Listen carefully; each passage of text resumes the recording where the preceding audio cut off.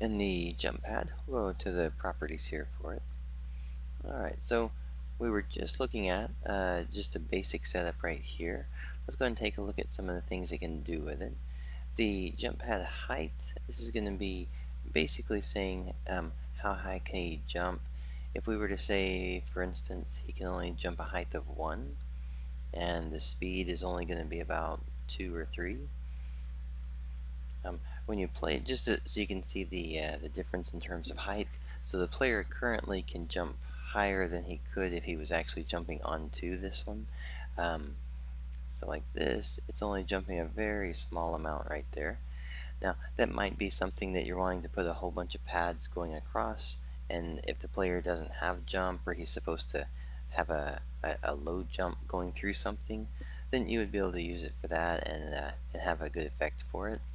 Um, the jump, though, in terms of height and speed, those are just going to, you can fine tune them to get to the right height that you're looking for to jump to something. Um, the other part of the jump pad settings for these, we'll take this back up to a 5 and a 6.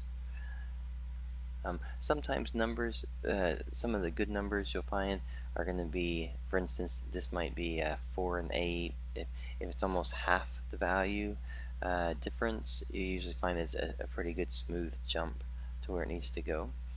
Let's go ahead and look at the force on the horizontal. If we were to say we wanted to force it over at a speed of 2, and the force time is half a second, we'll take this down to just 2/10 of a second right there.